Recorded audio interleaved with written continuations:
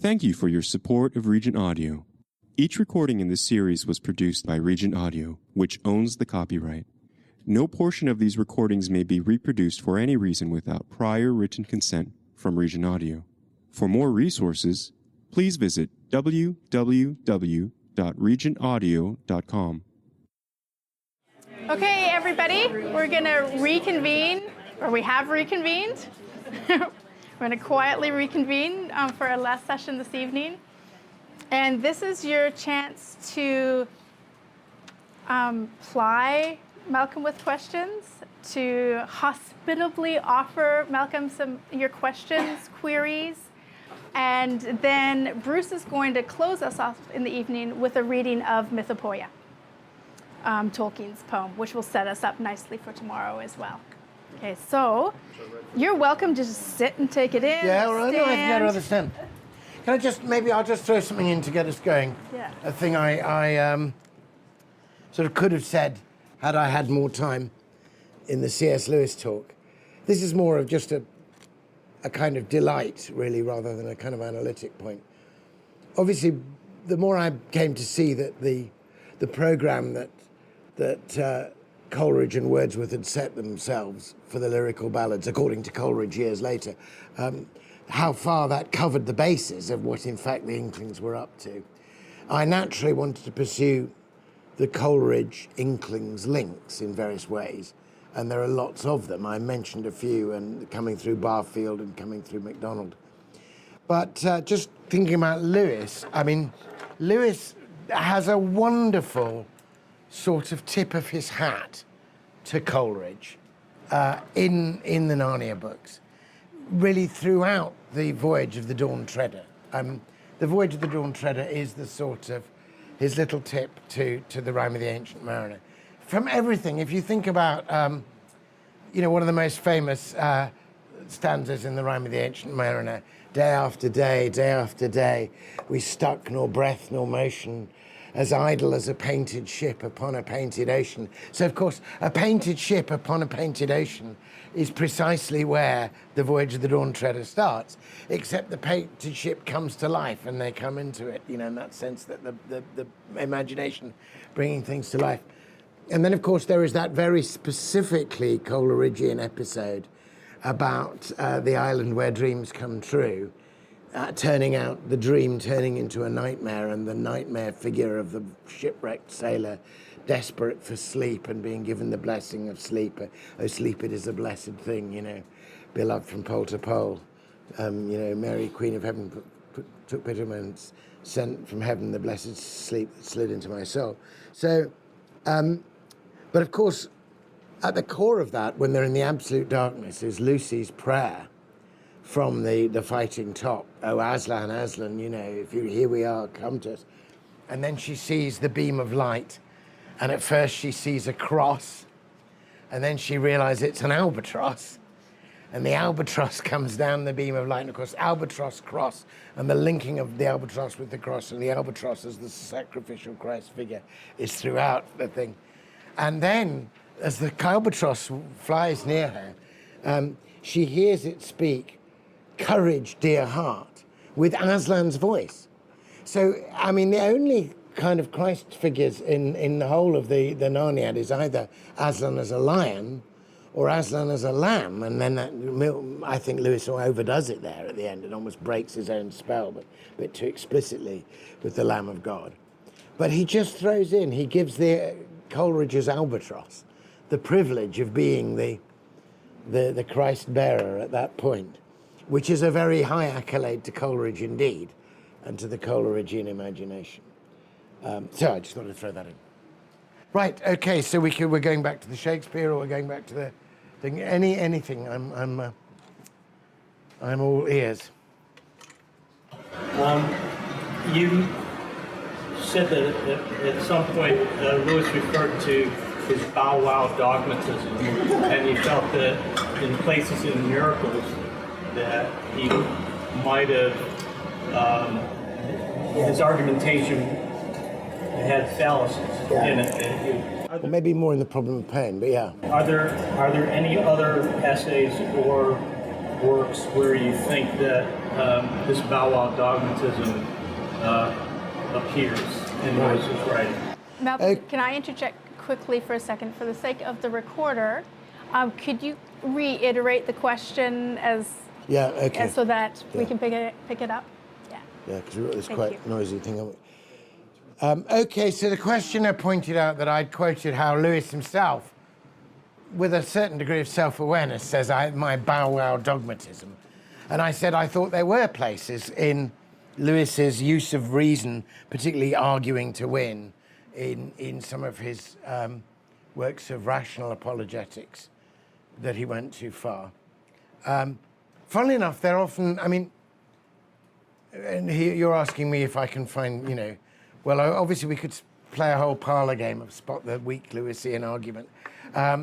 I think Problem of Pain was a book that obviously deals with a massively difficult question, which is theodicy, and almost any attempt to give an account, as it were, in Milton's phrase, to justify the ways of God to men, is going to land you in trouble of one kind or another.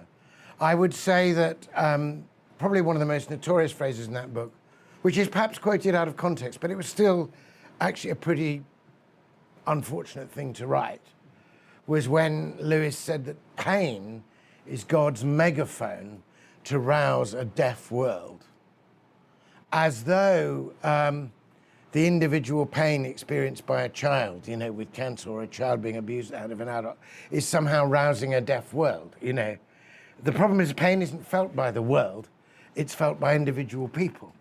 And in fact, Lewis himself makes that very argument in the book. He actually says, you have Keats's great phrase, the giant agony of the world, but actually you shouldn't be too crushed by the thought of all the huge amount of suffering in the world, because you can conceive it as the suffering of hundreds of people, but no one person is experiencing the hundreds of people's suffering.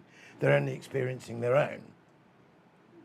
Which is kind of a reasonable thing to say. But so a phrase like pain is God's megaphone, I think, raises far more problems than it even begins to answer. I mean, the specific thing that, well, there's probably more experts in this than I am on this about what was the nature of the difficulty raised by Elizabeth Anscombe. One of Lewis's ideas in the Miracles book is that you think of the world as a single system which has to keep its own laws, but you could have something from completely outside of the system which would come into the system and then apparently have no cause. And I think he gives the example of an aquarium on a table, and the world of the aquarium is completely self-consistent. But if there's an earth tremor, then there will appear to be a new thing happening in the aquarium in terms of the ripples of the water, which has no cause within the world of the aquarium. Well, I think that's immensely problematic as an analogy, because there is a physical continuum between the room and the earth and the aquarium. And the whole point of his argument is there isn't a physical continuum between the world of the world and the, So there are often arguments by analogy where the analogy isn't actually effective.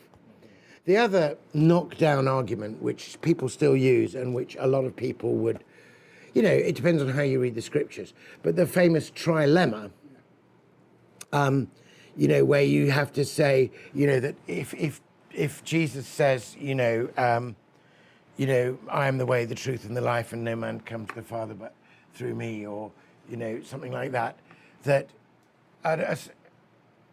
that's an astonishing, whatever, if he was just a humble bloke going around teaching good things, which is one view of Jesus, that he's just a good man who's mistaken for God, then he would never have said a thing like that. And if he had said a thing like that and he wasn't God, he would either be mad, like the man who says, I'm a poached egg. Is the weird example that Lewis uses. And it's kind of, tell me about your egg thing later, Jack. Or he's like really evil because he's making and that, he says, but Jesus is clearly not mad. He shows no other signs of madness. And everybody agrees, even though they disagree with this, that he was a good bloke. So if he's not mad and he's not bad, he must be God. is the way that argument runs. So, of course, that's not going to persuade anybody who thinks that Jesus was originally just a good man who is then mistaken for God, because the whole argument of the people who think that Jesus is just a good man is to say that the gospel records are not the absolute verbatim ipsissima dicta of the Lord, that they're saying the gospels are written much later, and that a theology has already been constructed and is then being written into the gospel. So the person you're trying to persuade that Jesus would never have said that says precisely, Jesus would never have said that. And that's why, John's gospel is a late theological construction. I mean, I don't agree with that as a piece of, in fact, I'm curious enough, of all the people, I mean, John Robinson, who wrote Honest to God and who annoyed the hell out of C.S. Lewis, and Lewis loathed John Robinson and saw him as the very worst of, milk and water Christianity and liberalism. But John Robinson, just on a purely scholarly basis, argued for the primacy of John. And I think he may be right. I think John may be, and then you Richard Bauckham, the gospel witnesses. There's a lot more reliability in the gospel testimonies than was fashionable to say in the 60s and 70s. But I have to say that at the time Lewis was making that argument, the trilemma argument, it worked very well as a knockdown argument for Christians who were already persuaded of the case to annoy their atheist neighbours with. But it actually isn't that persuasive as an argument. I mean, just as an example. But I'm not sure how fruitful it is to go into let's spot the places where we think Lewis was wrong. I mean, Lewis was so immensely right about so many things that Also, the interesting thing about Lewis, I find, is he's the person I've always most wanted in the room when I was reading the book. Both to say hooray and also to say, oh, surely not. What about, on the other hand, how can you possibly say that? But even when I'm disagreeing with Lewis, he's put his finger on the right thing to disagree about. He's got a real eye for where the interesting thing is. And he has a very good principle that he lays out in many places, but he does it in The Weight of Glory, where he's frankly confessing that when he's trying to think about heaven in scriptural terms, that most of the things that Scripture promises aren't very promising to him, and all this imagery of precious stones and heaven does nothing for him. And then the idea of praise, that we will be of glory, and the idea that we're going to be patted on the back and reward, he just finds it And then he says, I've discovered that the bit of Scripture that you find repellent and that you don't understand is precisely the piece you should be looking at, because it discloses something you don't know yet, and it will change your terms and open you out. And however tough the nut is to crack, the kernel will be sweeter.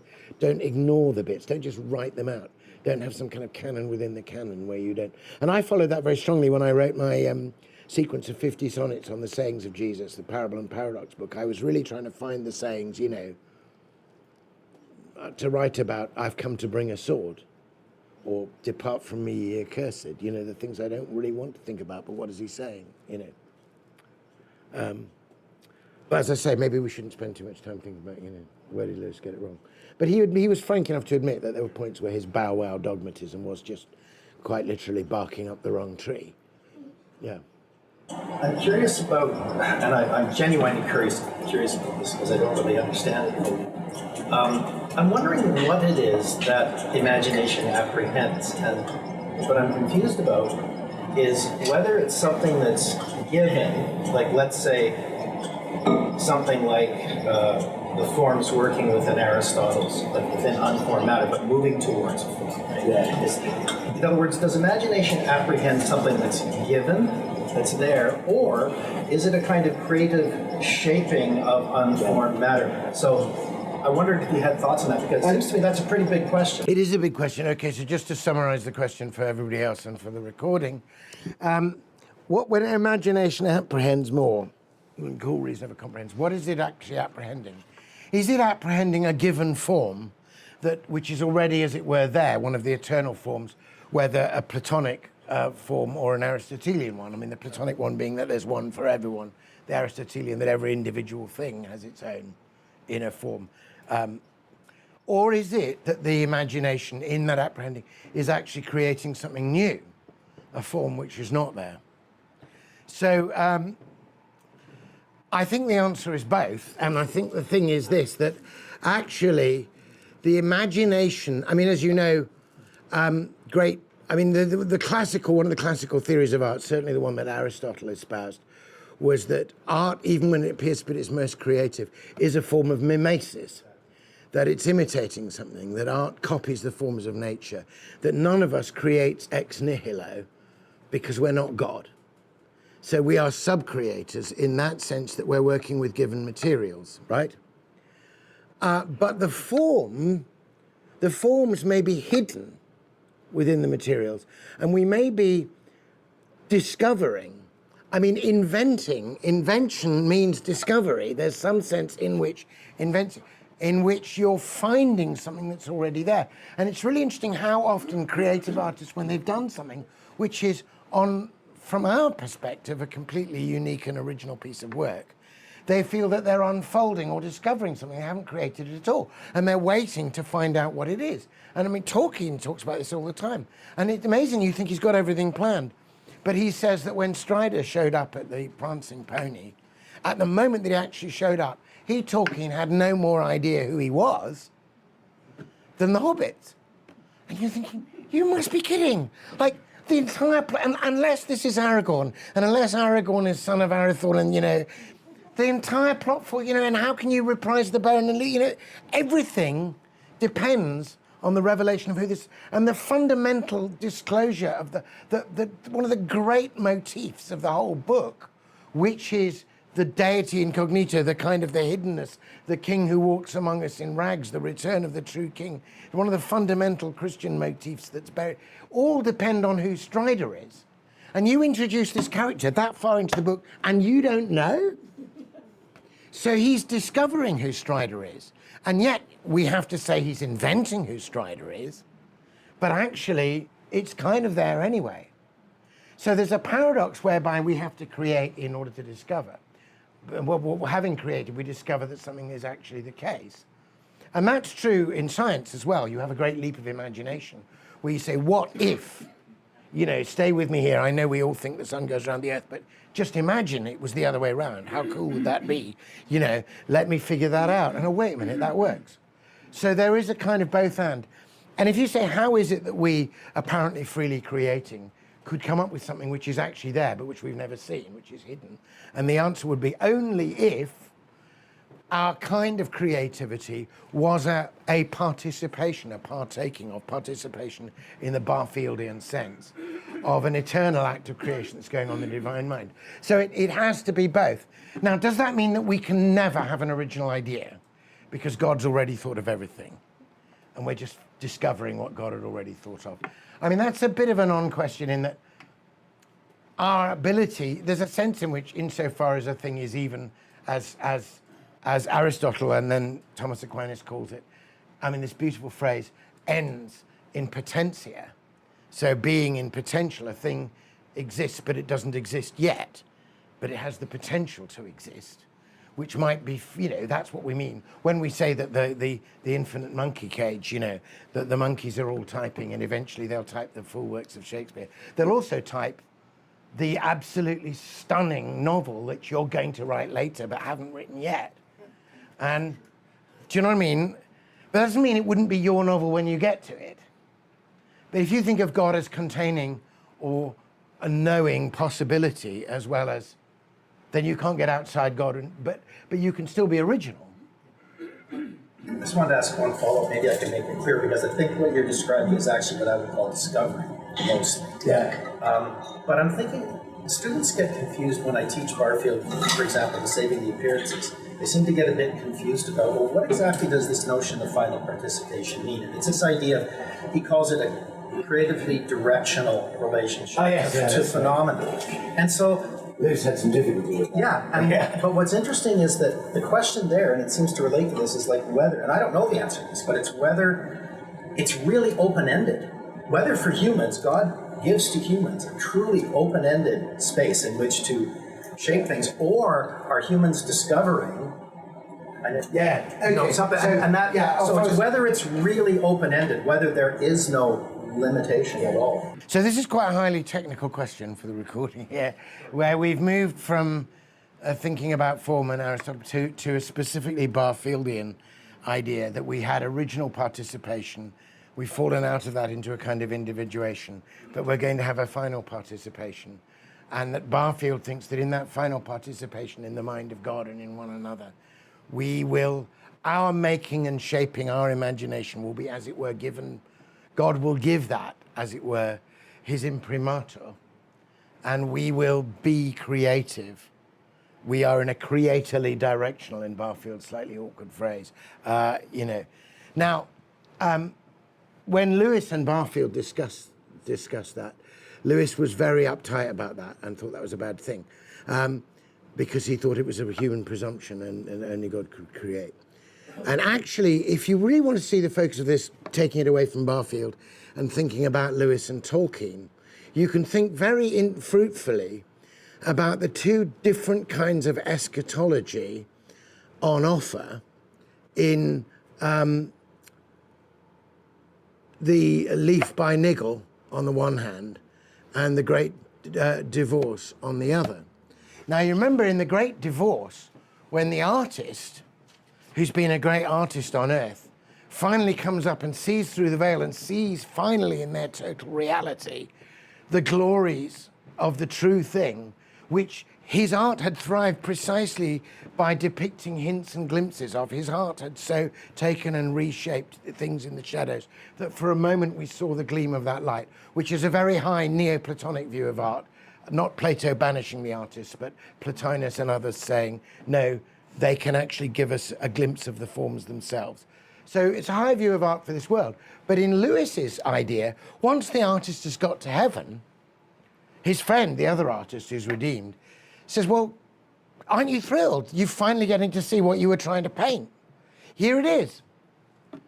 Obviously, you don't need to paint it anymore, because nobody needs to be shown your special little glimpse of this thing that was veiled from them and revealed to you, because, hallelujah, it's revealed to everyone. And now your neighbour, who you thought was totally uncultured, has just as much of the beatific vision as you have, So get used to it.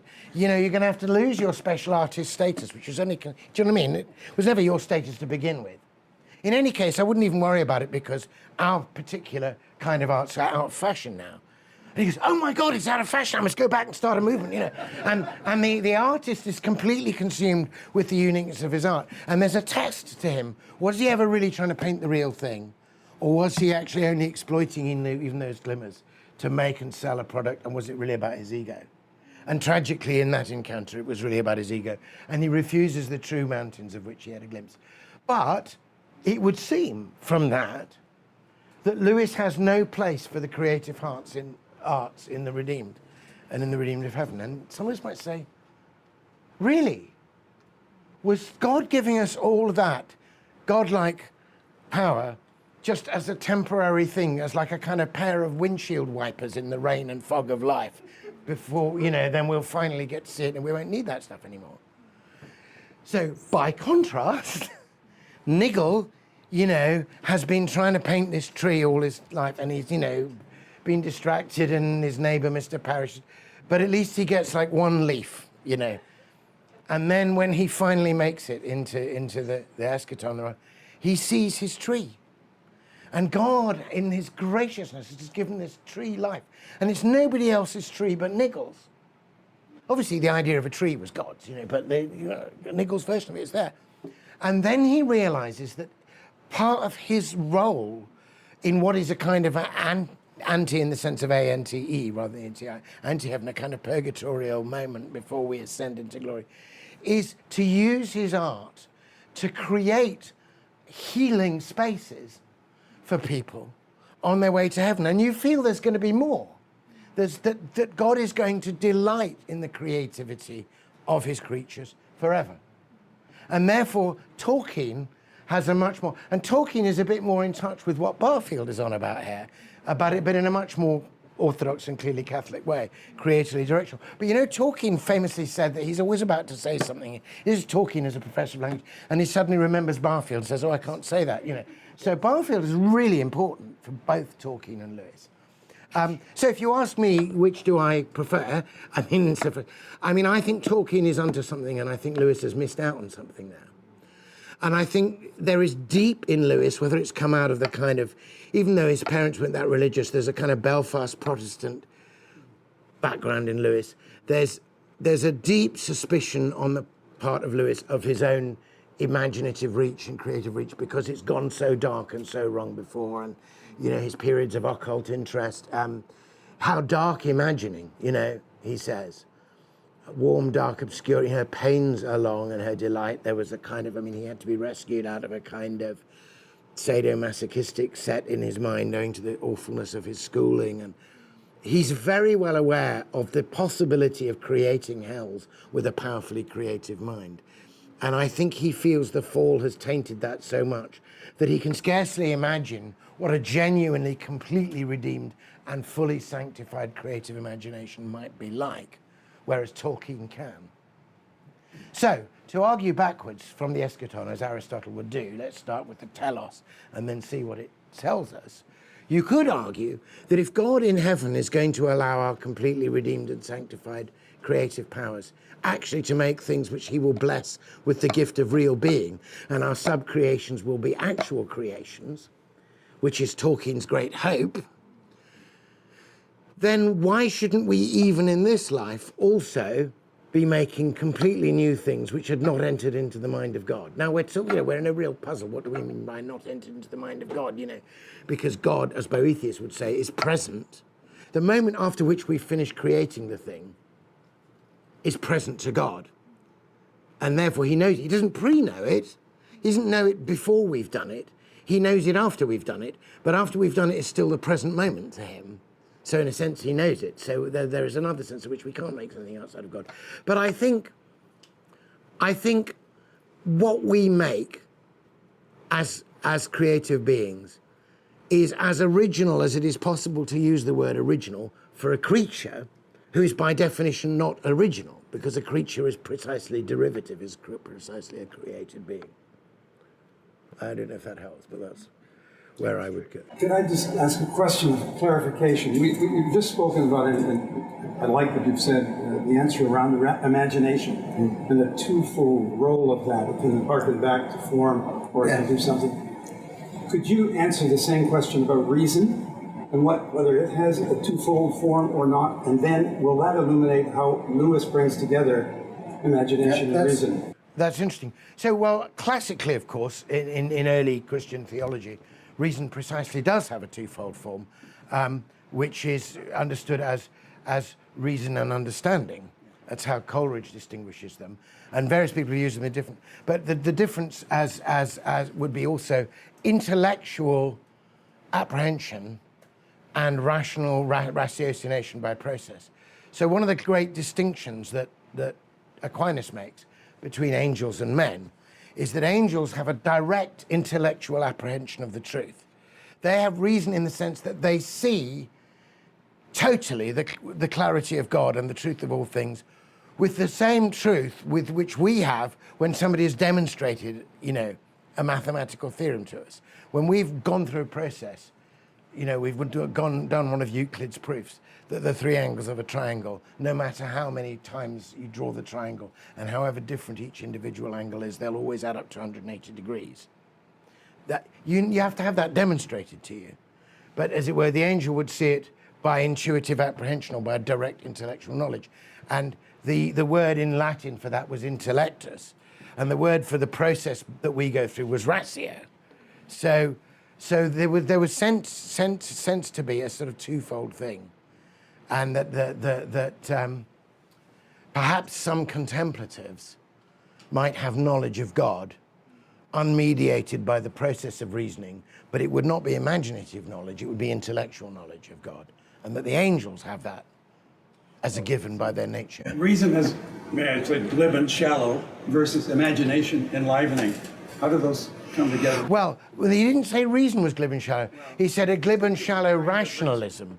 And I think subsequently, so what he meant by rationalism was the process of explaining, not explaining, but explaining away, rationalizing, reducing everything to a set of terms we already understand. But this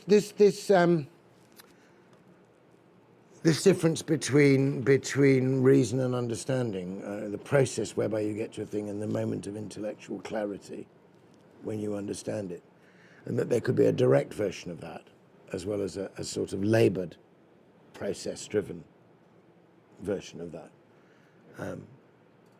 Interestingly, some mathematicians, I think, do have that intellectus in almost the angelic sense, that they see something. I had a friend, a guy called Donu Arapura, who was a brilliant mathematician, and his thing is hyperdimensional topology. So topology, is this whole thing about shapes and shaping, and you can define a shape in terms of, like if you have a square, you can have a two-dimensional graph, and you can express numerically the points that make the square. And then you can apply a process of change to it. You can do a topological transformation, and you can multiply the things by various numbers, and you can come up with another shape, and you change the shape. And obviously, if you can do that in 2 dimensions, you can do it in 3. It's just more numbers to play with. And theoretically, you can mathematically describe shapes in several dimensions, even though you can't see them or visualize them. But you can say, were the following thing to be done to them, this is the shape they would have, that you can tell you can give the coordinates in more than 3 dimensions of a changed shape. And apparently this is useful in some forms of mathematics. I don't know why it is, but it is. So I remember talking to my friend Donu about this and saying, so do you just do the numbers, basically? You think, well, this is what would happen, and you do the numbers. And he said, oh, no, that'd be really boring. He said, I see it, and then I check the numbers. What? He could somehow intuit what that change was and directly grasp it, and then check the numbers afterwards. And that's, I think there are just some people who have that gift, and then they simply see that and hold that in their minds, But he was an amazing guy. We were teenagers in Hamilton together, and we, in our late teens, we used to sort of get stoned and try and play 3-dimensional chess like we'd seen on Star Trek. And he could just do it, and I was going I can't even see the board, I was kind of, so he could, yeah. Just furthering that thought, at the University of Waterloo, we brought in Satyen Davidas, who's at San Diego as a Pascal lecturer, and that's what he does. His doctoral thesis was 25 pages long, and what it was a series of pictures of things in the 4th, 5th, and 6th dimensions. So he was clearly doing the same kind of thing, imagining it and then supplying. Yeah. But then he would crunch the numbers afterwards, and the numbers would work. Yes. That's the point. The other thing which always amazed me, and I didn't proper mathematicians to explain this, Donu did try to explain this to me, which was the so-called imaginary numbers. So imaginary numbers are the squares or the square roots of negative numbers. And you can't do that with a negative number. But apparently you need to use, and you can use an imaginary number to build a real bridge. So you can do the math that involves what you need to do to strengthen the bridge with a number which even within mathematics doesn't exist. But the bridge does exist and holds traffic, So there's something really interesting going on there. Norm used the word imagine. Does your friend who got that solution working it out, does he imagine that solution? He doesn't use the word imagine. He uses the word see. Well, he sees it. See, which is the word that the church, theologians use for direct apprehension of truth. He sees it. I just wonder what's the faculty that's functioning there? I've no idea. Oh, okay. But I think it must be some form of imagination, because he's seeing something but he's. Coleridge calls it my shaping spirit of imagination, and there is something shaping, yeah. So this conversation is getting really interesting to me at this point. So, reason and imagination. There's something really basic about that makes your lectures work, and I think really makes this work as an issue in literature that people are getting at. As soon as we start pushing on it a little bit, we find ourselves making distinctions between kinds of reason. Yeah. In the talk that you did this afternoon when you're talking about Coleridge, you said Lewis is using Coleridge's definition of imagination. Yeah. So now we've moved away from this basic, and I think binary is the wrong word, but something this pairing reason and imagination. It just works. It was so fruitful. Your lectures are so interesting, and I think they're right. I think that Shakespeare is doing it. I think Chaucer is doing it. But as soon as we try to talk about it and really push on it,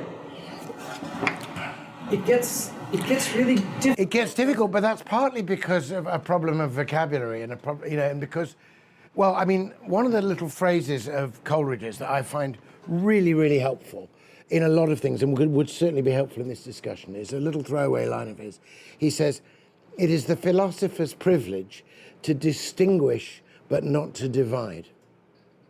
So he says one of the fundamental problems is that when we make distinctions, we immediately assume that they're great big fissures and divisions, right? So we have been distinguishing helpfully for certain purposes between certain different ways that imagination can work and certain different ways that reason can work. But even within those differences and distinctions, it's still imagination. So I think the original reason-imagination thing holds, even though at another level we want to talk about. I mean, to go back to, Coleridge makes two distinctions within imagination and then makes a big distinction, indeed almost division, between imagination and fancy, okay? Yeah. So Coleridge, if we want to go back, I didn't visit the whole of this on you, but we can do this if you want to go there. So Coleridge, in the famous 13th chapter of the Biographia Literaria, says, he divides imagination between primary imagination and secondary imagination. So here's the primary imagination, he says, is the living power and prime agent of all perception, all human perception. You don't see anything without a participatory imagination. In fact, he knew already, Coleridge, that what comes at us is an array of data. It's a bunch of dots. It's like, buzzes and, out of all of that undifferentiated kind of white noise of stuff coming at us, to see a human face and to know it involves selection and shaping and noticing of changes. To see a mountain, we're already coming out, something is coming out of us, which is active and powerful, clothing that and making the shape that it is.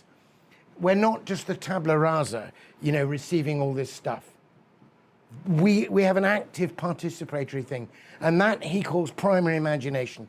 And he says it's the living power and prime agent of all perception. So perception is active, the mind is not passive. The mind is not, as he says, a lazy looker-on. And he goes on radically to say, Newton is wrong. The entire mechanistic system is wrong because it assumes the passive imagination, it's the passive perceptions. As soon as you say every reality of which we speak, including gravitation and planets and everything else, involves the shaping of the human mind, you can't have a passive mechanistic system, and you can't have a system which is devoid of meaning or consciousness, because even to shape it at all. So that's the first thing, primary imagination, the living power and prime agent of all human perception. Then he says, so that's not the literary imagination, that's, but he then says, the secondary imagination is similar in kind. He wants to say it's the same kind and power, but it coexists with the conscious will, and it is whereby we create our literary worlds, our imaginative worlds, and we do it by the same principles that we are co-creating with God this world, because that's what we're doing. When he says the primary imagination is the living power and prime agent of all perception, and then goes on to say it's a repetition in the finite mind of the eternal act of creation in the infinite I am. He's using the word eternal very carefully there. He knows that God didn't create the world in time, but with time and outside time, and that therefore every moment in the whole of the cosmos is equally close to it is that, God is creating now just as much as you can ever say he has created, because time is one of his creatures. So he says when we perceive each other now, we are echoing the mind of God who is speaking us now. And the thing we call, the phenomenon, which is a person or a mountain or a hill or a tree, is actually a thing that shimmers into being at the meeting of two minds, each going out in love, God's and ours. And the reason why we can be sure that we're not making up a fuzzy tree that God didn't make up is that our mind is actually echoing and repeating God's act of creation. But he's giving that to us to do. Then Coleridge says the secondary imagination is where we take that same power and that same repetition in the finite mind, but now we get to make our own one. And if it's really good, it lives like this world. It grows to something of great constancy. But then Coleridge says, both of these forms of imagination are distinct from what he calls fancy, which could also be called fantasy. And fancy is, he says, it's just a mode of memory liberated from time, and it has nothing but fixities and definites to play with. Fancy just dissolves the world of stuff we've seen and reassembles it mechanistically into a new shape that pleases us. And it's not got any life, and it's the thing that becomes the idol. So he makes all those distinctions. But that doesn't mean that all of that can't then be distinguished from reason. Sorry. I wonder if this might help a question I've had for quite a while about Paralandra, because in Paralandra we have these phenomena of floating, heaving islands that float with seas, and then the fixed land, and it's forbidden to stay overnight on the fixed land. And there's quite a lot made of this. He spends a long time describing these heaving islands, and then the fixed land, which is where the great perichoretic celebration is at the end. But I'm just kind of, I mean, Lewis loves these binaries, so I'm just wondering, do you think anything of this is illustrated in the geography of Paralandra? Well, I think first of all, the prime function of the distinction, well, one of the main functions of the distinction between the floating islands and the fixed land is that Lewis, this is clear in his book on Paradise, Preface to Paradise Lost. I mean, Paralandra is obviously an imaginative rewrite of Paradise Lost, except it's not lost. So it's trying to imagine what would have happened if, in fact, Adam and Eve had resisted the temptation. And he has to imagine another world, and there has to be a primary rule. And the point about the primary rule is to establish free will, and that we can freely obey it or freely disobey it. And it doesn't matter what the rule is, in a sense. It's not, there's nothing deadly about, you know, the fruit of the tree of life. We should have it. But so the fixed land is okay, but they're told they can't be overnight on the fixed land. For now. I mean, later on, of course, when they've passed the test, as it were, they can be on the fixed land. But while he's got the distinction between the fixed land and the floating islands, Lewis, I think, uses that to teach us as a way of talking about accepting and about absolute trust in God. That the point about the waves, the point about the islands is they not only move around like that, but they also drift. So one day you might be able to get onto this island with the nice fruit tree that you really liked, or the bubble shower, or whatever it was, you know. And then you think, oh, I want to go to that island again, but it's not there because it's drifted away someplace else. And you have to take the adventure that God sends you. The thing they're learning, and which I think Lewis thinks we've forgotten how to learn, is a radical dependence on the providence of God and a complete letting go and surrendering of our power to control so that we receive. And then in that radical reception, we're completely liberated. And you remember the tempter, when he comes, is trying to tell the lady to get on the fixed land precisely because it's fixed, so she can build up stuff of her own and reliably know where stuff is and, you know, not have it flow. And I think, so there's a whole thing about, we almost Zen-like thing that you have to let all of that go and just take the wave as it comes to you. And I think that is a genuine virtue. I mean, I think Lewis is trying to tell us something which we really need to hear. So he does make the difference between the fixed and the moving represent different styles of living. I mean, there's a whole bunch. I mean, I think it's a great book. I mean, some people got really annoyed by that book, and particularly some of the original reviewers and critics of it, who saw what Lewis was doing with Milton and didn't like the way Lewis read Milton anyway. And because Ransom and Weston have this extraordinary chase scene and actually come to physical blows, you know, and there's that point where Weston wins all the arguments, right? But the unman doesn't care whether he's won the arguments again. He keeps on restating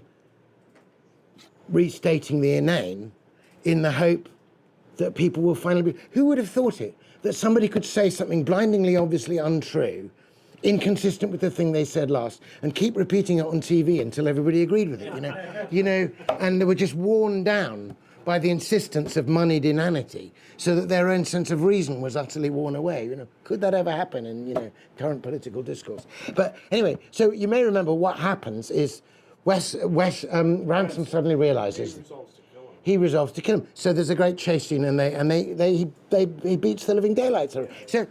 So one of the reviewers, who was hated Lewis anyway, summed up Perelandra as Paradise Lost reduced to fisticuffs, right? Which kind of had a bit of a punch in it, but it's not true. I mean, he actually brings out beautiful things about us. But it does resolve itself in a physical. And Lewis says, when Ransom says, wait a minute, this is ridiculous. We've just had a fantastic piece of philosophical discourse here, and now I'm going to punch him in the face, where does that come from? And in the end, he says, but I'm living in a mythopoeic place. So actually, this physical struggle is itself a spiritual struggle. And he resolves it that way. But, it is a bit dubious. To be honest, you kind of want him to win the argument and then for the unman to shut up. And say, I lost the argument. But in fact, that's not how the world is. You can win the argument 20 times. And, if the devil tells the lie for the 21st time, he wins. Great book, Perelandra, I think. Yeah. There's a really interesting thing. The poet, oh golly, my mind is like a sieve, woman poet from Oxford who had rather a soft spot for Lewis. Ruth Pitter, thank you very much. Ruth Pitter, she's great, she's a really good poet. Anyway, so Ruth Pitter once decided that she just loved the great perichoretic climax of Perelandra so much that she thought it ought to be written out in Spenserian stanzas, She set herself the task of turning this prose into poetry and pretty much discovered that it was poetry, that she hardly had to change anything, just rearranged a few lines and there it was. It was already in iambic pentameter. It had already risen to the quality of poetry. So I'll tell you a nice story about Perelandra, which goes back to this whole false opposition between Eliot and Lewis, and the fact that, it was a mistake of Walter Hooper's to start with that anti-Eliot poem. Anyway, so later on, of course, they worked together. They became a bit closer. Their two wives knew each other and wanted them to get together, and they worked together on a translation of the Book of Psalms that was never used. But, in my chapter on Lewis as a poet, I use Eliot's own criteria for what poetry is in order to assess Lewis's poetry. And of course, they were both from another place, but being in England. Lewis was an Irishman, if ever there was one. If there was ever an Ulsterman, it was Lewis. But then he's speaking this plummy Oxford voice. And there's, Eliot, from Louisville, and he's speaking in this, being more English than the English. So they're both protesting a bit too much about their Englishness. They were both hugely aware of the culture they were acquiring, both slightly over-acquiring it, both emphasizing the classics, both actually writing modern things which depended on a classical underlay to be understood, both becoming Christians unexpectedly to them and to everybody else, both defending their Christianity through the... I mean, you could go on. But everybody still thinks they're in terrible opposition. So, some friends of mine, or some friends of mine, were thinking about trying to do an opera based on Perelandra. And obviously it's not cheap to do an opera, even an amateur opera, requires time and rehearsal space and some proper singers and things. So there was this opera, and they were going to put on this operatic production of Perelandra, and they needed cash. And some of them had heard, or one of them had heard, through a thing I'd done, that I had some contact with Valerie Elliott, which I did, because I'd once been involved in a fundraiser myself to look after the hostel at Little Gidding. And Valerie Elliott was at this thing and had provided the money. And then I'd invited her to a Little Gidding festival. So I kind of had a contact. So I got in touch with her and said, look, there's this, and the point is she keeps the purse strings of a thing called Old Possum's Fund. Because when they made the musical Cats and based it on Old Possum's Book of Practical Cats, suddenly masses of money kept pouring into the Elliott estate, and she thought, well, some of this should be used for charity, so she had this Old Possum's Fund. So I wrote to her and said, look, somebody wants to do an opera of Perelandra, Lewis's thing, and she said, I said, do you think, old Possum could step in here? And she said, yes, because actually they got on so well later, and, I think Tom would have loved it. So the Eliot estate paid, for an operatic production of Perelandra in Oxford. I was very happy to be the matchmaker in that case. But, yeah. Valerie's Eliot has died now, but she was a great character. On this occasion, when she saved us our bacon and helped us to refurbish the hostel house, the Ferrer house at Little Gidding, and get the fireproof doors that we needed.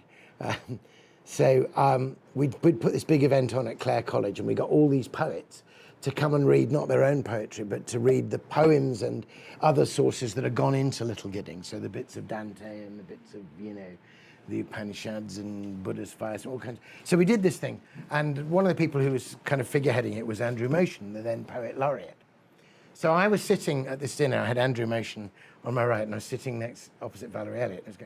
And Andrew had just written or edited a book about Bob Dylan and poetry and things. And there's an extraordinary song which was on the Basement Tapes that called "This Wheel's on Fire." I don't know if you know that great Dylan song, and the band did it. So it's got a line in it. It's got a couplet in it which is a direct allusion to Eliot and Eliot's life, and Eliot's first wife Vivian, who had all kinds of mental health issues, and Eliot was incredibly guilty about her being in a mental hospital, and it was all very complicated. But then eventually, after Vivian died, he married Valerie. So Dylan has this line in the song: "Say hello to Valerie, say hello to Vivian, send her all my salary for the waters of oblivion." And it's a kind of one of a number of deliberate allusions to Eliot on Dylan's part. Ezra Pound and T.S. Eliot are fighting in the captain's tower while calypso singers laugh at them and fishermen hold flowers between the windows of the sea where lovely mermaids flow. And that's, I've heard the mermaids. So it's a kind of thing. So I knew that.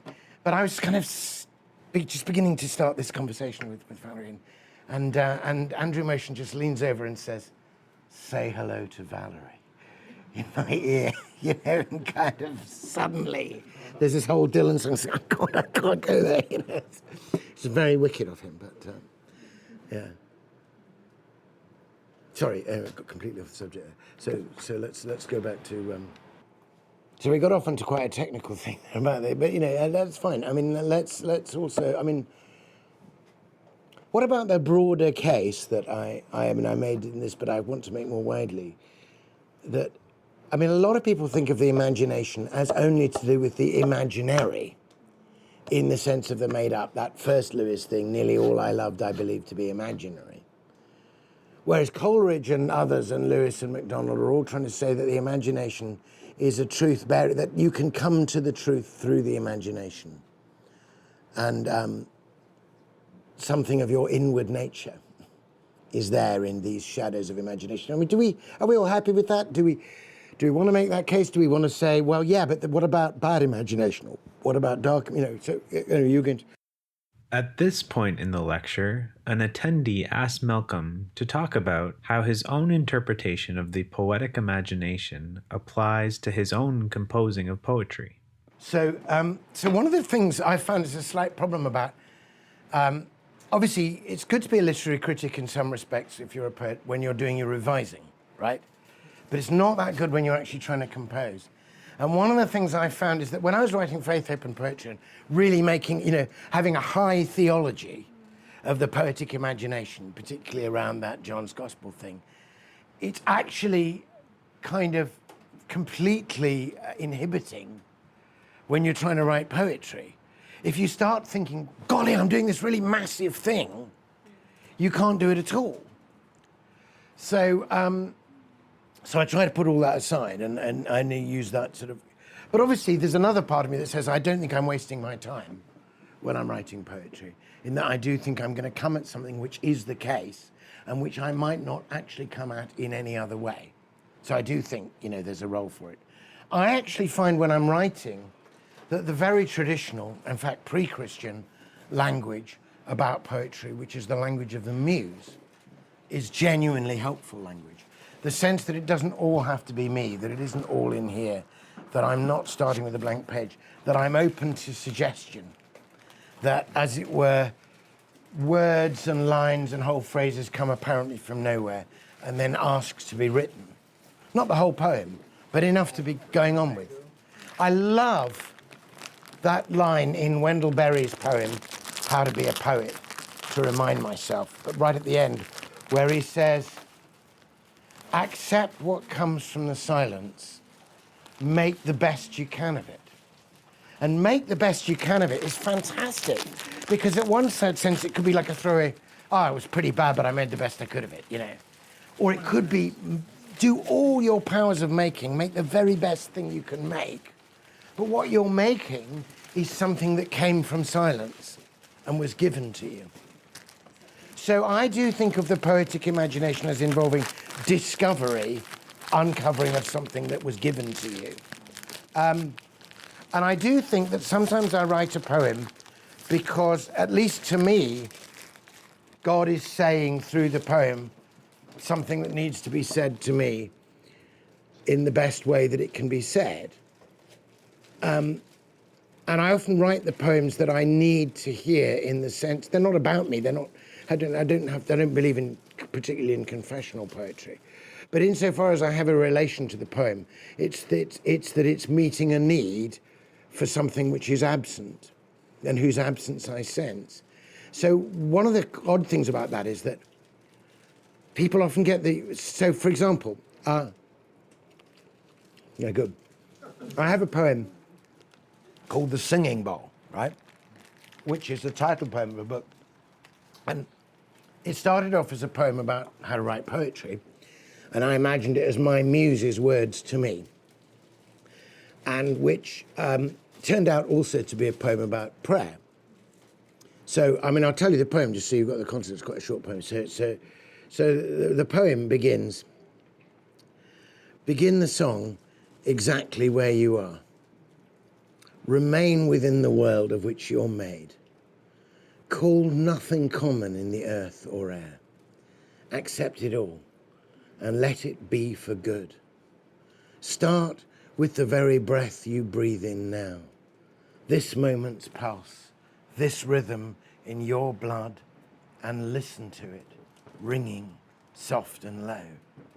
Stay with the music. Words will come in time. Slow down your breathing. Keep it deep and slow. Become an open singing bowl whose chime is richness rising out of emptiness and timelessness resounding into time. And when the heart is full of quietness, begin the song exactly where you are. So the whole thing about the bowl and the sound, it's a poem about poetry, but it's about receiving, right? But the main thing is sit down, shut up, be still, right? So then I get these letters from people who've read the poem and who think I'm some kind of Zen-like sage, you know, who's always going into these wonderfully receptive moments and sitting down and being still and remaining and slowing down my breathing. Well, you haven't seen a lot of evidence of that since I got here, have you? The reason why I wrote that poem is precisely because I don't have that and I need it. I have to actually the poem, the actual singing bowl image arose from the fact that we had a singing bowl, we still have it, which used to be, I used to ring sometimes, you know, and used to, you know, you don't even have to strike it, you just run the beat around, it trembles into sound, right? And it used to be really helpful in the times when I was trying to actually order my life, so I did have a bit of quiet meditation. But you know how it is. Life goes on, you forget to do that quiet time. The singing bowl gets moved somewhere, and it happened to be on a table near the door of our house.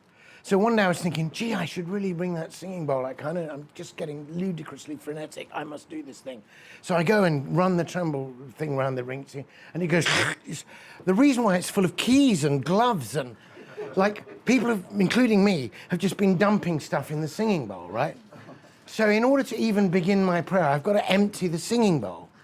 And while I'm in the process of emptying the singing bowl, I go, oh, wait a minute. No wonder nothing is singing or ringing in me, because the singing bowl is full. So I wrote this poem, which was all about be emptied, be resonant, you know, richness rising out of emptiness, you know, timelessness resounding into time. All my days before I was a Christian of sort of Zen practice suddenly coming back and blessing me as a Christian again, you know. But I wrote that because I don't have it. And it was a genuine gift from the muse. So then when people say, I want you to really advise me about like how to be still in my life, and I have to go, no. Really the poem is the best, like the poem is wiser than I am. And if it wasn't wiser than I am, it wouldn't be a poem. It simply wouldn't be a poem at all. It would just be another note to self, you know, at one level. The poem has to become something else. So in that sense, the imagination bodies forth the form of things unknown, in the sense that stuff I haven't got yet can somehow be given to me in the poem, and hopefully given to other people in the poem. And I think probably Lewis got quite a lot of that as well, and Tolkien, that they wrote something which realized a thing that was potential in them, but it never, you know, if you think about, I mean, I would always, you know, one of my favorite places to go to, I mean, I've got two places to go to in The Lord of the Rings when I just need sheer healing, and one of them is Lothlorien and the other is Rivendell, right? And I'll just like reread those chapters, and I almost do like an Ignatian composition of place, as though it were Holy Writ, I confess, you know, where I can be there, I can really be there and visualize it, and it's incredibly healing. So this is now a place in my soul, and was clearly a place in some sense in Tolkien's soul, in that he wrote it. But I seriously wonder whether it was known by Tolkien to be a place in his soul, even a potential place in his soul, until he wrote it. And when he'd received the imaginative gift of writing it and done the shaping, then it became a permanent place for him and for all of us forever. That's what I mean about giving to airy nothing a local habitation and a name. And I've discovered this in a small way in my own poetry, that you can make a shape which is bigger and better than anything you thought you could do, and which you attain a little bit while you're composing it. Then you almost immediately fall away from it, and you're not as good as that anymore. But it's still there, because it retains its shape, and you can go back to it and be blessed by it yourself, and be blessed by it even as though somebody else had written it, you know? And there it is, it's permanently there, and that's the miracle of any art form, that it takes this stuff, I mean, Yeats put it perfectly. You know, when Yeats, in the introduction to his collected poems, he makes the point that the first person singular in poetry, where the poet says, you know, I went out to the hazel wood because a fire was in my head, and I cut and peeled a hazel wand, or, you know, I always hear lake water lapping, you know. That the I voice is the I who is the poet, right? But, and this is Yeats's exact words, he says, the poet, capital P, is not the bundle of incoherence that sits down to breakfast. I love that, you know, because I've always been a bit of a bundle of incoherence sitting down to breakfast. In other words, the poet themselves is always in a like all of us, in a semi-chaotic, half-shaped, not really fully integrative state. And it's the work of a lifetime of devotion, finally to get our act together and become, in any sense, integrated as persons, right? And it literally takes the entirety of your life to do that. And it's a massive amount of material to work on. But a sonnet you can do in a couple of hours. And you can allow a poem to achieve complete integrity in a way that it's extremely difficult to get a life or even a morning to achieve complete integrity. And then that integrity, that resonance, is available to you forever after. Do you see what I mean? And then when you've got great minds like Lewis and Tolkien or Shakespeare, they've done a lot of it for you, and you can go into those places. And eventually, they speak back into your soul. They actually expand your soul. All those literary places and moments become available to you, and the great images become images with which you can think, and you can kind of organize yourself. And you have what Lewis calls the soul's depth and height. You know, a place has been established. And that thing is true. I mean, if it's made up, you know, yeah. I've been thinking about this since you started talking about Shakespeare. We were talking about... Hang on. Let's start this again so we can... I was thinking other people in the room even. Okay. Louder and into the mic. Yeah. Okay, so Malcolm said, Hippolyta says the different stories have a constancy between them. But all their minds transfigured so together. Yeah. You know, and doth grow to something of great. There's like a unity in their diversity. Great constancy, yeah. So it made me think of Lambert Zudevart, a Christian philosopher. He has a book, Artistic Truth. And he says a work of art has to be true to itself. So forget about whether it's giving us a correspondence type of truth or a disclosure or even. It has to have, he says, integrity with itself, Absolutely. Coherence, and cogency. Those are and he says that's where we find truth in art. I just wanted to know what you thought about that. Okay, so he says, this guy says that a work of art has to be true to itself. It has to have integrity, coherence, and cogency. Got it. So, yeah, that is absolutely true. And in order for the work of art to be good at all, it's got to have this capacity it's got to hold water itself. And Tolkien, as you all know, felt really strongly about that. And he was annoyed with Lewis because he thought Lewis's Narnia books had just been tossed off with no concern at all and were a complete hodgepodge, and that you can't, he didn't think you could mix mythological worlds. And, you can't have, fauns and dryads on the one hand and Father Christmas on the other in the same, it just doesn't work. Of course, Michael Ward has shown that this is all under the sign of Jupiter and it was all about joviality and it all works fine.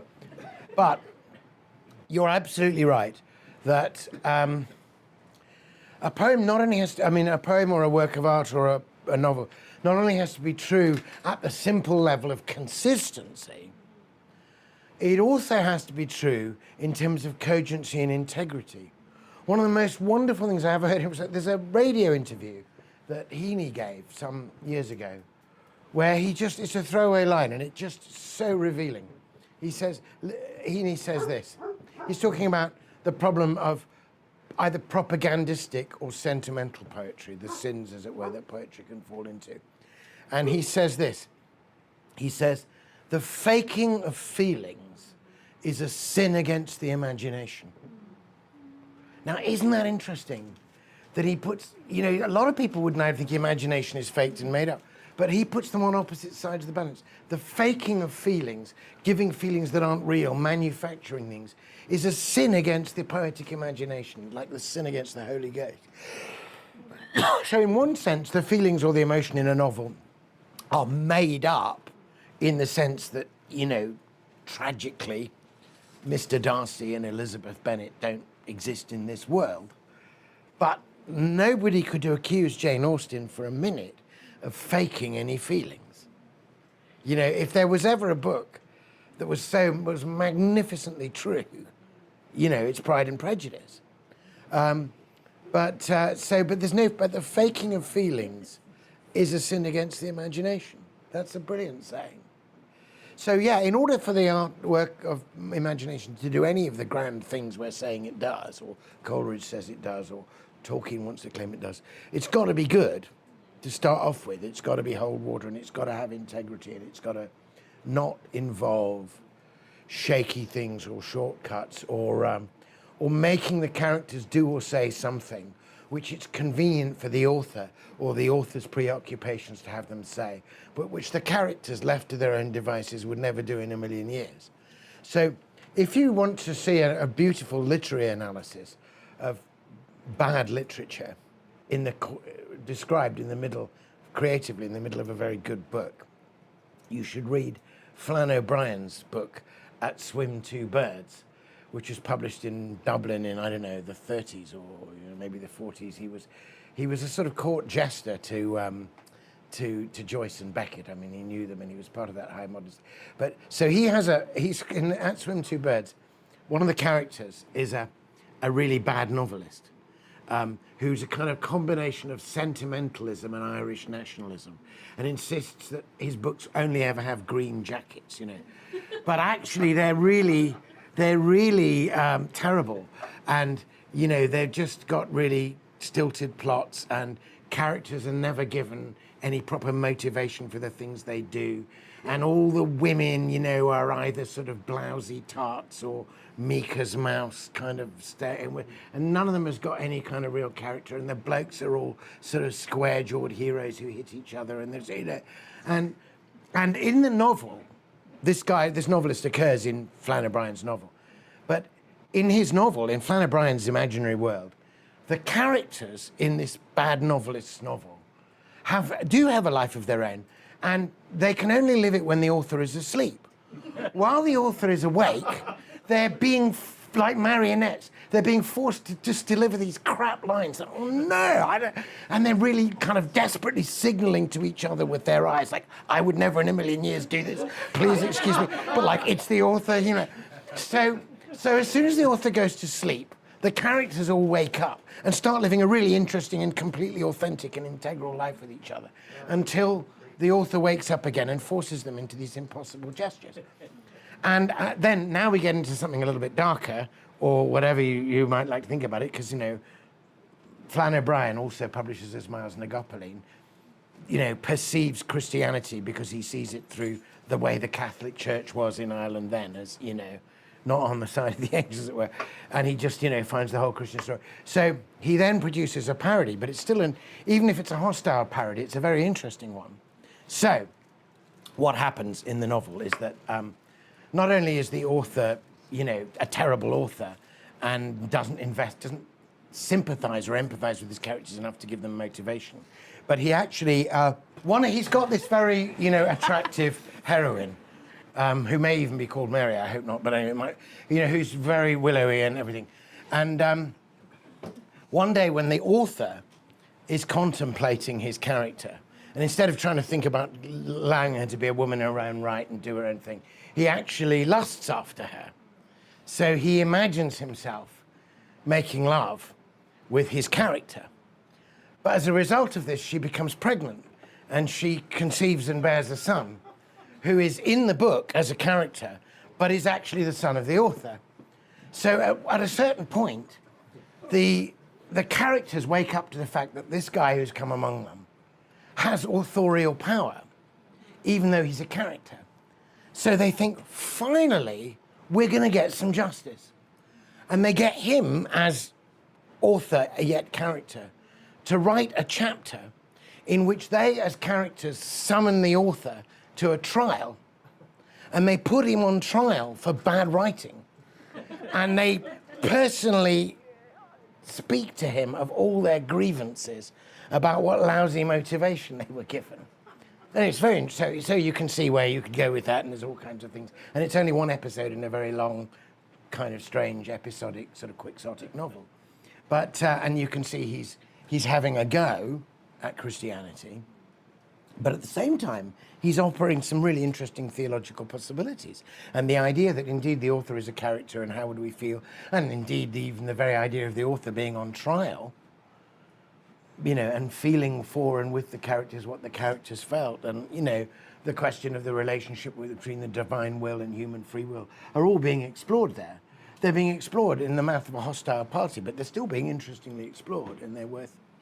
But that just goes back to the thing that Coleridge would have said, that this man's bad novels were not a work of imagination at all, but a work of fancy. Because if they were a work of imagination, the characters would have lived. But they don't live, you know. Yeah. Well, as someone who's desperately trying to finish a novel right now, I really enjoyed that. But in terms of your own craft, I'm curious, when do you know that a poem is finished? And how do you resist the temptation to tinker it? Yeah. Yeah, because, you know, that's a temptation that Wordsworth should have resisted. You know, when he's constantly revising the prelude, and, you know, the later versions are not so good. Well, obviously, there's an immense advantage to writing sonnets here. And the great thing about a sonnet is you know when it's going to stop before you start, in the sense that, you know, you've only got 14 lines to play with. So finished in that sense. But is it finished? Do I need to revise it and keep revising it? Some revisions, you know, Tennyson revised published poems. I mean, he published poems in 1832, and then he published the same poems again, heavily revised, in 1842, and they were better, actually, you know. So he didn't quite know when to finish. I think it's a kind of intuitive thing for me. Obviously, I do a final look over, before a poem goes to be published, and but usually, I write quite quickly, and then I revise quite slowly. And you kind of have to be in love with your poem when you're writing it, or you won't bring it into the world at all. But then you have a fond mother's love, and you don't notice the blemishes until 2 or 3 days later, and you think, I really shouldn't have used that word, and then you find another word. And it's a delicate thing. In my case, I think if I start, I might write on a given day, and I might keep revising over the course of a week. But if I revise beyond the week, then I think I'm probably should be leaving my poem alone, I'm becoming like a helicopter parent, I'm going back in and, zooming in. And I really like the very common analogy that your literary works are like children, and that you have to, certainly once you've published them, you send them out into the world, and they have to be free, independent adults then. And that's really interesting, because one of the things, if you get critical reaction to your poetry, or somebody reviews it, or better still, somebody writes you a letter because this poem did or said something for them, that's really interesting, because you discover it's like your children going off, to university and making new friends and coming back wearing different clothes. And you think, whoa, that's good. I never thought of that, And the friend sort of sees something in them that you didn't see. And often it's something, that's the other thing about poetry. I would say, the thing that my approach to poetry is very much Barfieldian, in the sense that I think of language as the prime wisdom. And I write, what gives me confidence to write is the conviction that all the words I use are older and wiser than I am. And that they have something to say, and I'm trying to overhear their conversation. In that sense, I'm the exact opposite of Eliot. One of the things I find Eliot's military imagery about language quite frightening. I love Eliot, but in the 4 quartets, when he's talking about this problem, he talks about words slip, slide, decay with imprecision, will not stay still, will not stay in place. And then he talks about making raids on the inarticulate with shabby equipment, always deteriorating in the general mess of imprecision of feeling.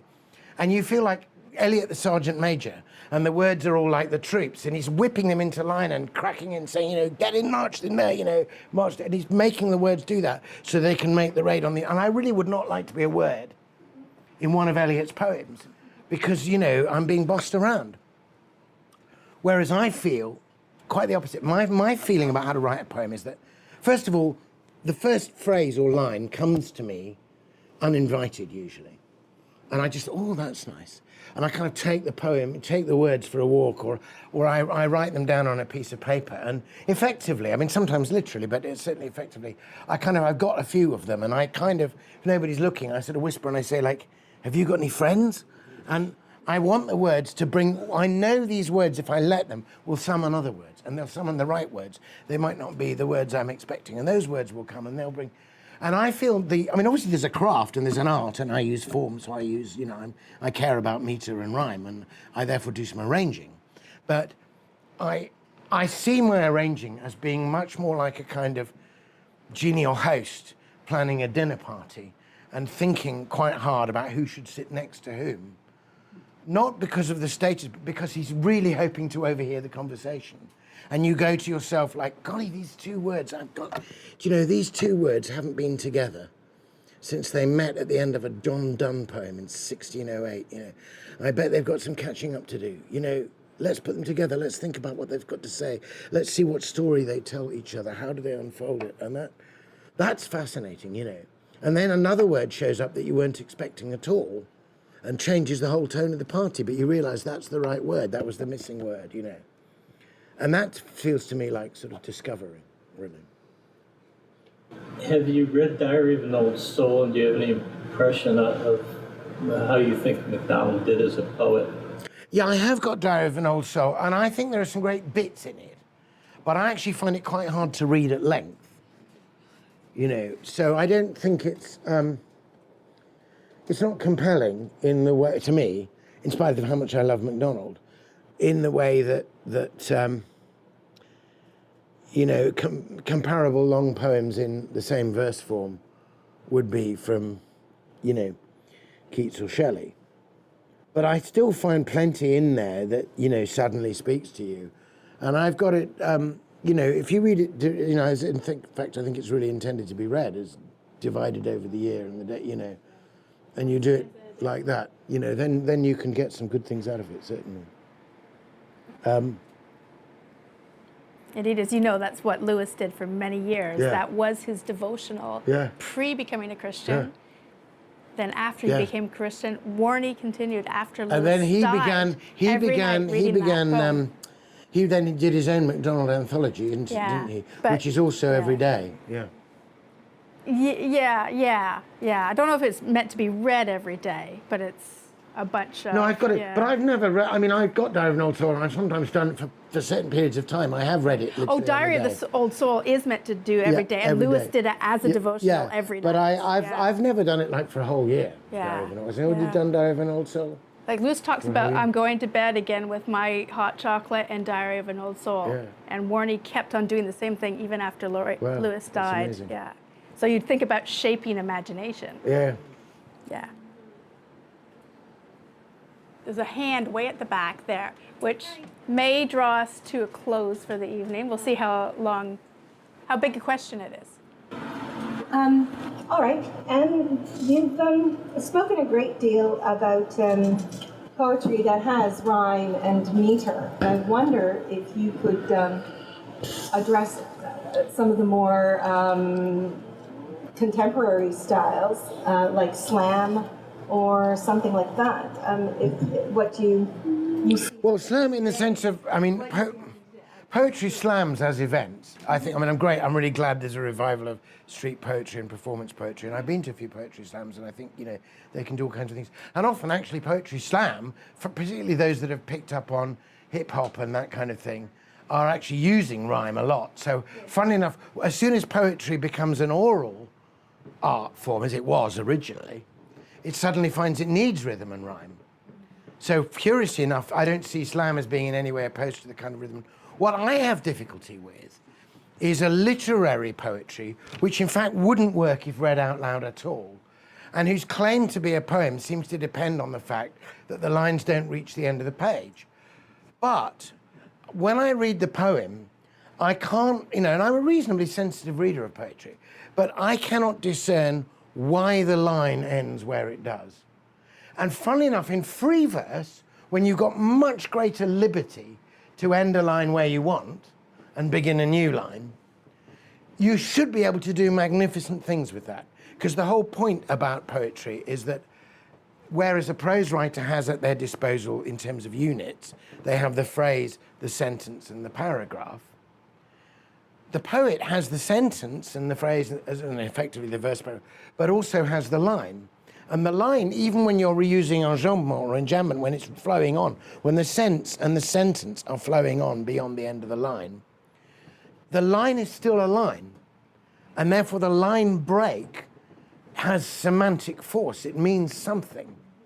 And great poets who are using form where they know they've got to end the line because they've run out of meter, you know, the meter is out, you know, and they have to get, you know, charge it up again for the next line. They still manage sometimes to get the word. So if you think, there's a great poem by Seamus Heaney called The Rainstick, which is, you know, one of my all-time favorites. So, I mean, you'd have to see it written down, but just to try and give you an idea. So if you're just hearing the poem and not seeing it on the page, it would go like, upend the rainstick, and what happens next is a music you never would have known to listen for in a cactus stalk. Downpour, sluice rush, spillage and backwash come flowing through. You stand there like a pipe being played by water. It goes on like, right, okay? So the lines go, upend the rainstick and what happens next. Line break is a music you never would have known to listen for. Line break. In a cactus stalk, full stop. Downpour, sluice rush, spillage, and backwash, line break, come flowing through. Yeah? Now, what he's doing there is absolutely fabulous. You have to, therefore, everything has a double meaning then. So because of the lines, the line you read is, upend the rainstick, and what happens next? Pause. There's not a question mark, but there's a pause. And you can't help but thinking, golly, you know, that's what I want to know. Is a music you never would have known to listen for. And then, in a cactus stalk is the start of the next line. So you realize, oh, wait a minute, that's the end of the sentence, right? So yeah, I now know it should have been a music you never would have known to listen for in a cactus stalk, end of unit. But in a cactus stalk, maybe the end of the previous sentence, tagged on over the last line. But in a cactus stalk is the beginning of the line. Therefore, the line reads, the sentence just finishes, never would have known to listen for in a cactus stalk, and then a new sentence begins, downpour, sluice, rush, spillage, and backwash come flowing through. That's a new sentence. But the line says, in a cactus stalk, downpour, sluice, rush, spillage. Do you see? So cactus stalk has worked twice. It's worked at the end of a sentence and the beginning of a line. And both of them have concentrated you on the fact that this is totally unexpected, that this dry, unpromising, rebarbative-looking desiccate cactus stalk is the source of unexpected refreshment and music, which is what's going on in the rainstick. So every line break in that poem is working to give you more of what the poem is doing.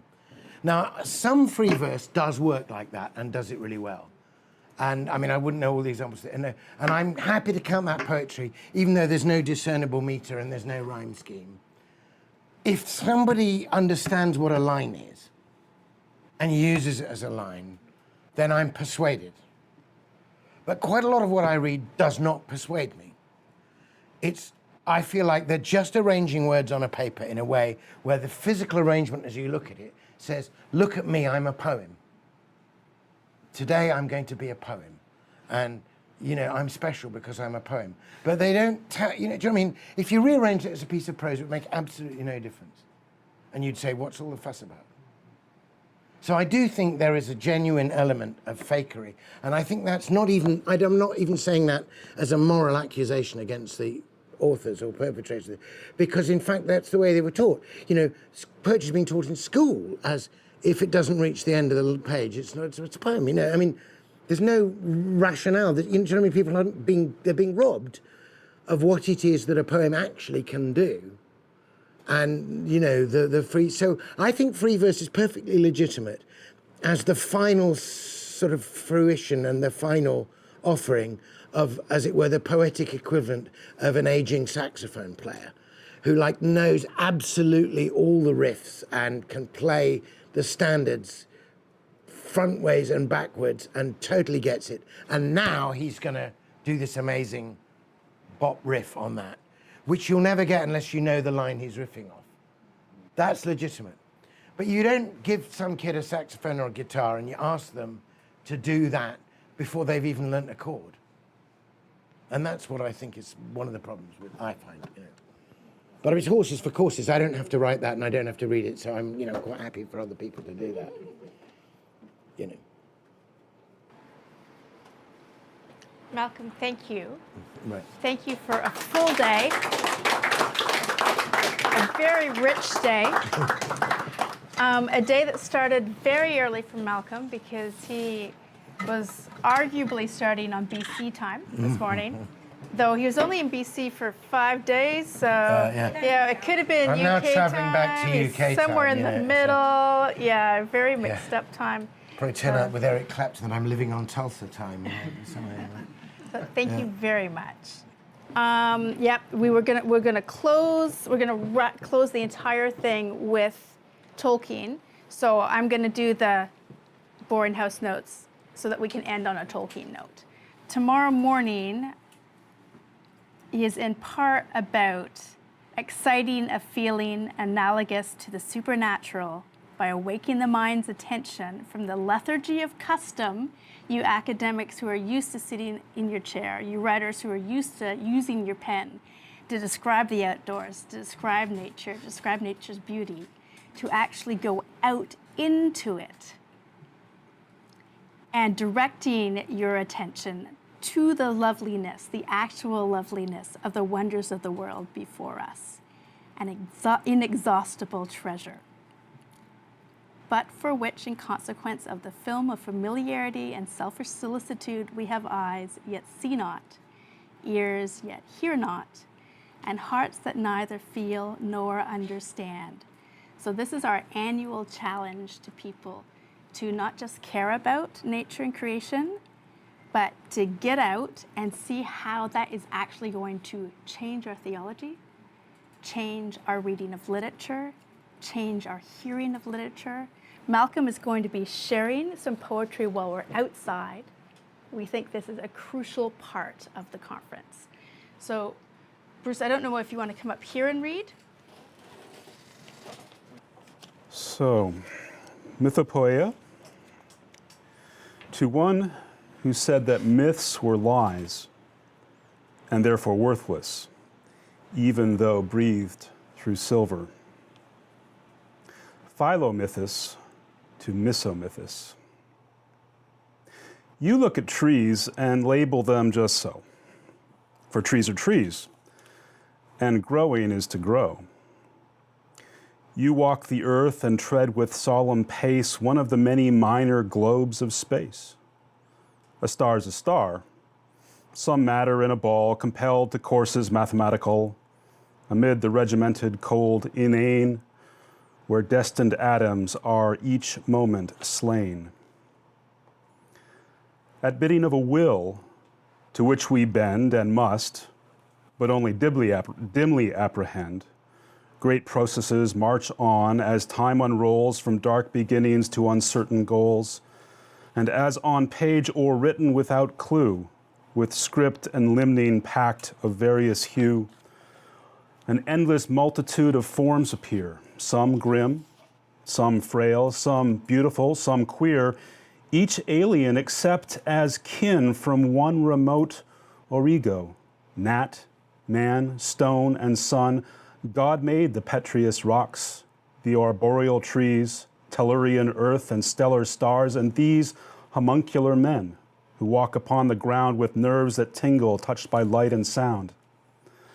The movements of the sea, the wind in boughs, green grass, the large, slow oddity of cows, thunder and lightning, birds that wheel and cry, slime crawling up from mud to live and die, these each are duly registered and print the brain's contortions with a separate dint.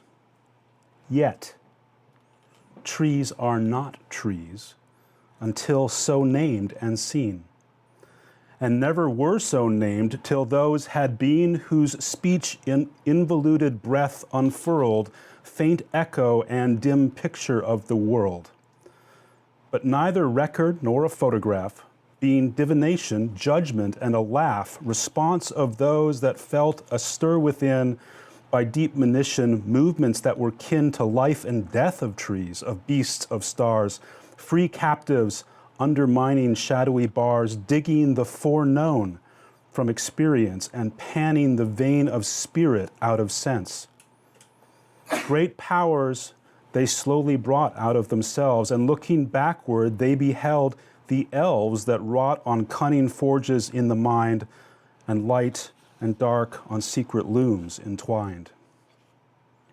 He sees no stars, who does not see them first of living silver made that sudden burst to flame like flowers beneath an ancient song, whose very echo after music long has since pursued. There is no firmament, only a void, unless a jeweled tent myth-woven and elf-patterned, and no earth, unless the mother's womb whence all have birth. The heart of man is not compound of lies, but draws some wisdom from the only wise, and still recalls him. Though now long estranged, man is not wholly lost, nor wholly changed.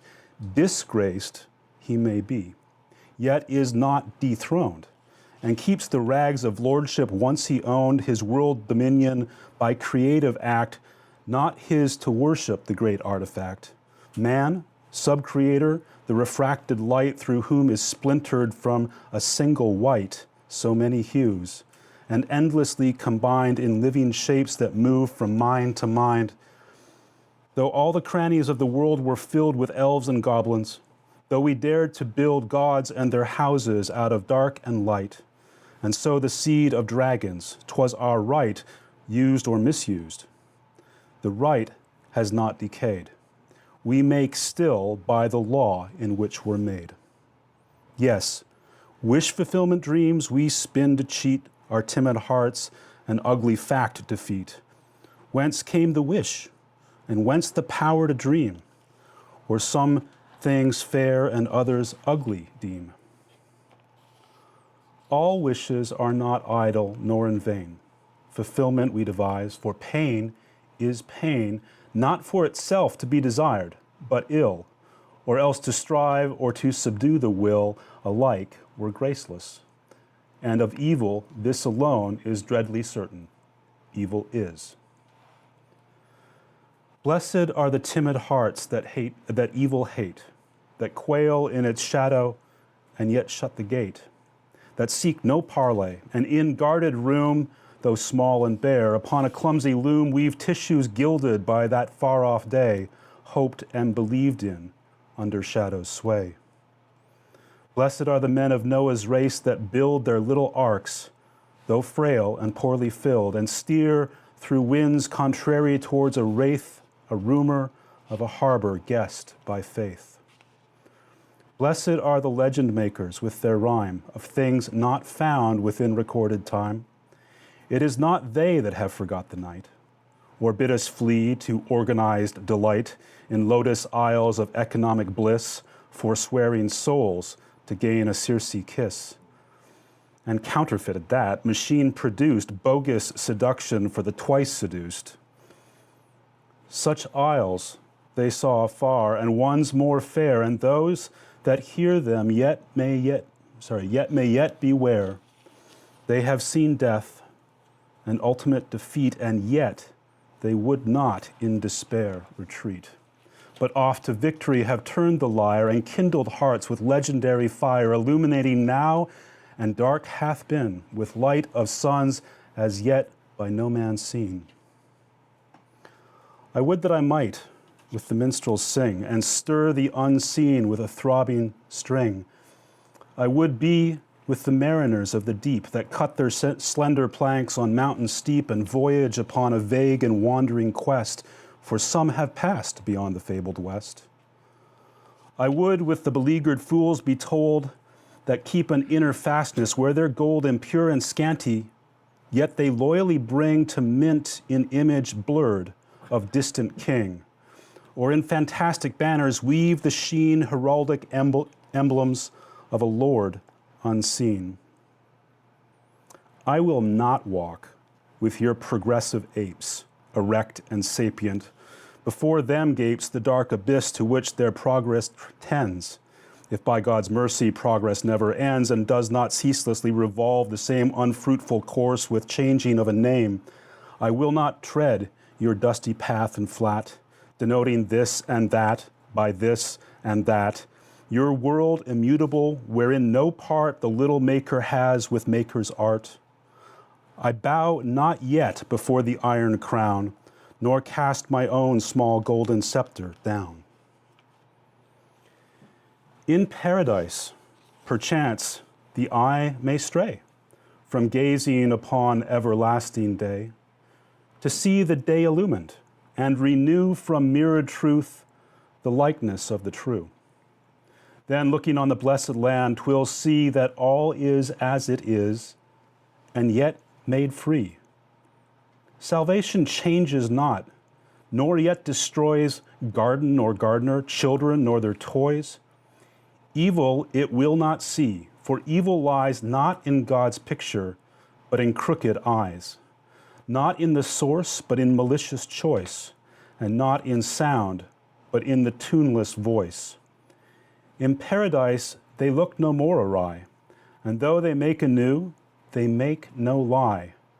Be sure they still will make, not being dead, and poets shall have flames upon their head, and harps whereon their faultless fingers fall, there each shall choose forever from the all.